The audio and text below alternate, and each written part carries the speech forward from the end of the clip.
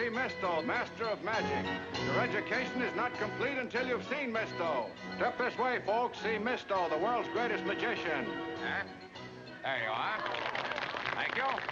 Thank you.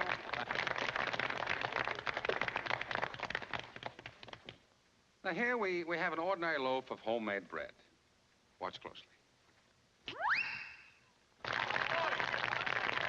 Imagine that, a whole loaf of bread disappearing before our very eyes. Oh, madam, that is nothing.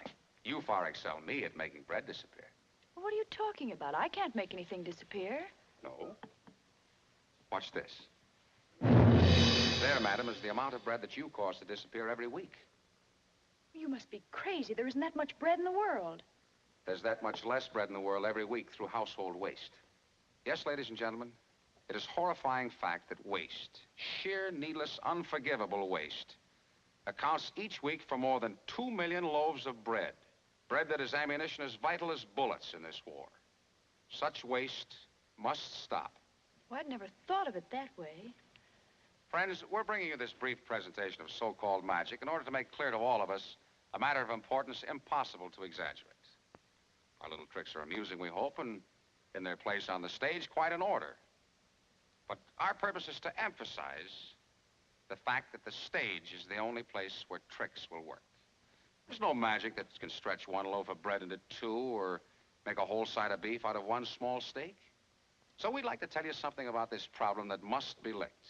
Not by the people in this theater or in this county or in this state, but by every living human in America. Let's consider our food from the plow to the table.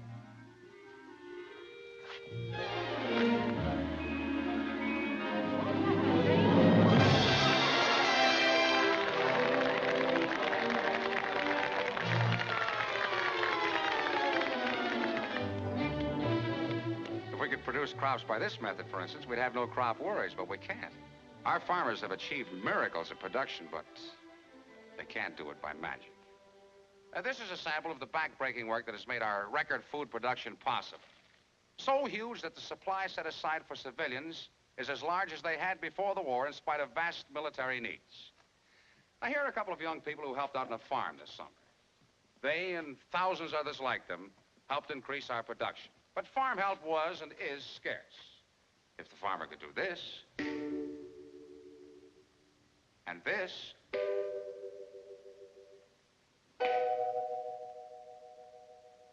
it would again be easy. But this is fantasy, and fantasy gets in no crops. Thank you. Now, here, as you see, is a tomato, just an average-sized tomato. This is how we've treated it. By waste, by failure to handle food as the precious, vital weapon that it is, we've shrunk our available food supply. What was wasted last year would have fed our armed forces. Now, think of that. What was wasted last year would have fed our armed forces. That's like throwing victory into the garbage can. Now, here's something we all like, I know. Money. Oh, money. And yet, you know, it's really only good for what it represents. So, one trick we couldn't do without is this.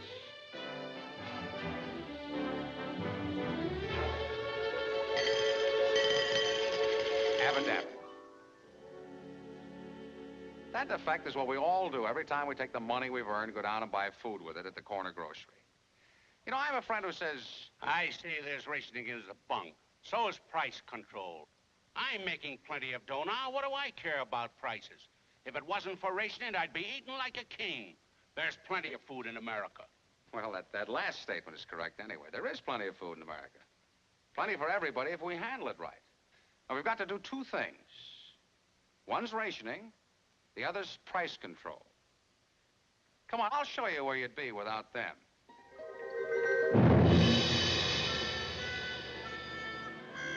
Is this the only steak you have? Yep. How much is it? $1.60. Fine, I'll take it. Hold on a minute here. If that's the only steak you've got, I'll give $2 for it. Well, now, wait a minute. I'll give you $3 for it. Wrap it up. No, Say, that's a mighty big piece of meat. Why not cut it up and give us each a share? Nothing doing. I'll take it all. Oh, no, you don't. You needn't think you can bluff me. I'll give $5 for it and take it all myself. Mabel's gonna give me the dickens. I'll give you $10 for it. I'll give you 15. What? I'll double that. Whippersnapper, spendthrift. I guess I showed him. Try and bluff me, Willie. Yeah, but danged if I've ever seen an $85 steak before. Yeah, sure.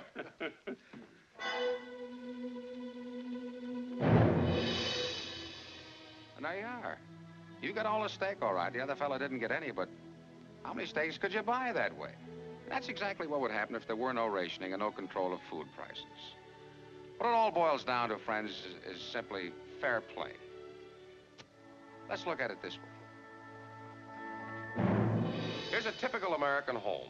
Being typically American, we can take it for granted that these are nice people, just such a home and such people as your own. Now, suppose this happened. Oh, excuse me. I want to ask you if you'd share your dinner with me. Certainly, my boy. You can have anything we've got. Martha, get the boys some dinner. I'm sorry, but I'm afraid we can't spare anything. Oh, that's all right. I'm awful sorry to have bothered you. Now, we know that's ridiculous. There isn't a home in America where that could happen. Certainly, we'd all share with any soldier. But we also must share with fellow citizens. Now, here's a bit of kitchen magic that would have helped that woman. Yes, that's kitchen magic. That bone could have made 3 bowls of delicious soup. Here's another kind of kitchen magic we'd like to tell you about. It's still in the realm of food saving, but a little roundabout. You've all seen one of these, I'm sure. You know, ring the bell, win a cigar, show how strong you are. Well, we'll come back to this in a minute. Here are all kinds of foods. Now, for example, we'll take one particular dish. Now, this dish.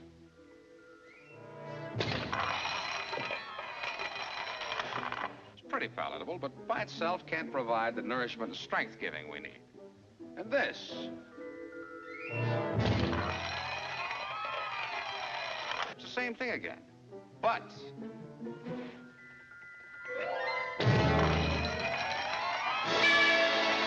right foods, and there are plenty of them, and the right combinations and quantities can mean an enormous lot to the health and strength of all Americans everywhere who are struggling to put all they can in this war to end wars for all time.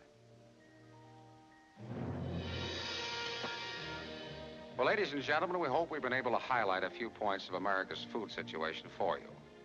The whole picture is summed up in the sentence, food fights for freedom, and it does. Just as surely and just as effectively as the most dauntless division of American soldiers.